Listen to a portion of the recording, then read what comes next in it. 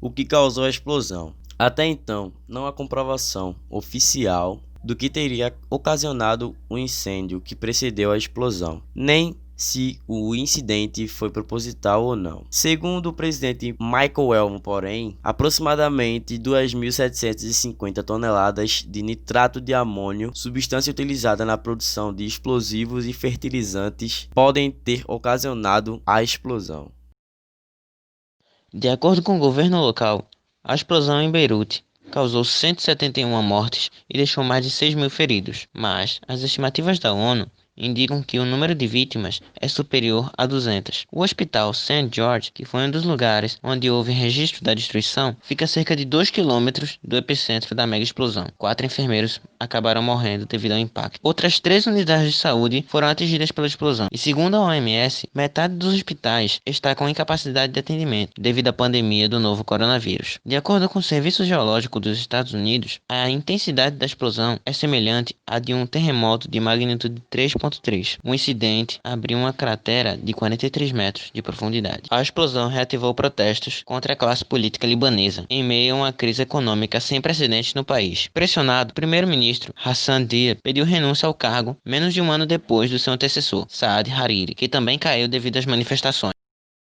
A explosão de Beirute não foi a primeira catástrofe desse gênero, e já houve casos semelhantes, como em 1626, durante a dinastia Ming. O arsenal Wangkongchang explodiu misteriosamente, destruindo uma grande parte de Berlim, tirando a vida de mais de 20 mil pessoas. A explosão foi tão avassaladora que gerou uma nuvem em formato de cogumelo, como uma bomba nuclear. Estima que essa explosão teve a mesma força da bomba de Hiroshima, e seu som poderia ser ouvido até mesmo além da muralha da China. Outra tragédia aconteceu no norte da Itália, em Brescia, em 1769, onde um incêndio iniciado por um relâmpago se alastrou até chegar a um estoque de 90 toneladas de pólvora, o que culminou numa explosão que matou aproximadamente 3 mil pessoas e destruiu um sexto da Brescia. Um século e meio depois, em 1917, em meio à Primeira Guerra Mundial, a colisão de 2 navios provocou uma explosão em Halifax, capital da província canadense. Um desses navios estava carregando 2,9 toneladas de explosivo. Nesse acidente, cerca de 9 mil pessoas se feriram e aproximadamente 1.950 morreram.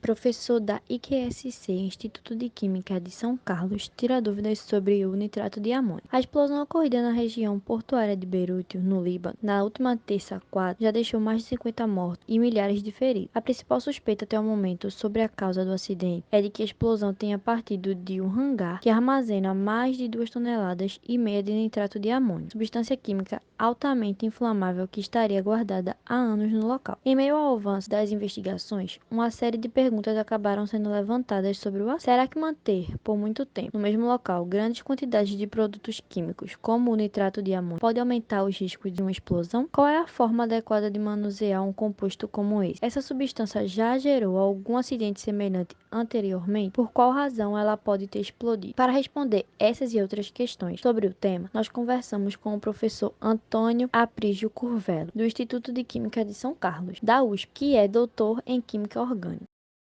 Primeiro perguntamos a ele qual é a origem do nitrato de amônio. Ele é um composto antigo? Como ele é encontrado a temperatura ambiente? Ele respondeu: o nitrato de amônio é um sólido cristalino branco muito solúvel em água, com temperatura de fusão entre 160 e 170 graus Celsius. Ele é relativamente estável a temperatura e pressões normais e é conhecido desde o século XVII, quando foi sintetizado pelo químico alemão Rudolf Glauber, que na época chamou o composto de nitroflamejante. Esse mineral pode ser encontrado na natureza junto com outros minerais, mas sua produção comercial é feita a partir de uma reação ácido-base entre amônia e ácido nítrico, embora outros processos também possam ser utilizados. A produção mundial de nitrato de amônio em 2017 alcançou mais de 20 milhões de toneladas. Outra pergunta que fizeram ao professor da IQSC era se o nitrato de amônio por si só é explosivo e o que precisava acontecer para que a substância exploda. O professor respondeu que o nitrato de amônio ele reúne todas as condições para ser um explosivo.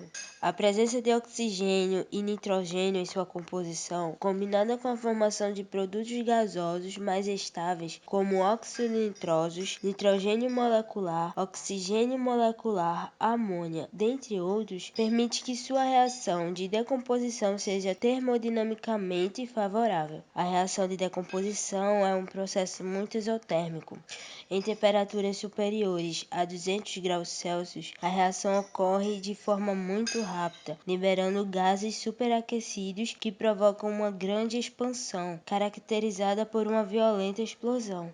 A próxima pergunta foi o seguinte: as primeiras notícias indicam que toneladas de nitrato de amônio estavam estocadas há anos no porto de Beirute. Com base nisso, eles perguntaram ao professor se o grande tempo que a carga ficou parada de alguma forma pode ter contribuído para aumentar os riscos de acidente. O professor respondeu que eles ainda não tinham muitas informações sobre como a substância estava estocada. No entanto, assim como outros fertilizantes, o nitrato de amônio pode ser vendido a granel ou ensacado em sacos plásticos. A estocagem por grandes períodos pode comprometer a integridade dos contêineres das embalagens, expondo o produto ao meio ambiente e a diversas fontes de contaminação, o que pode acelerar sua degradação e, eventualmente, ocorrer acidentes como o de Beirute.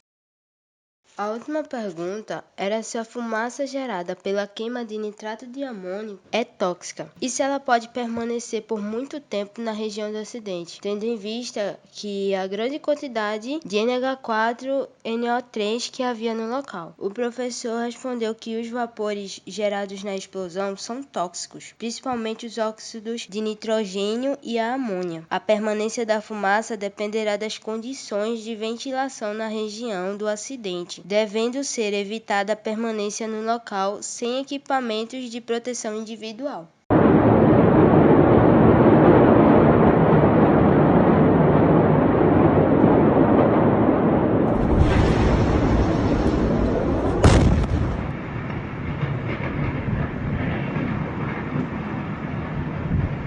هذا البور عم يحترق، الهنجرات عم يحترقوا، في هنجر كبير عم يحترق.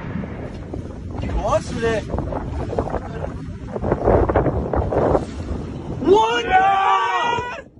What?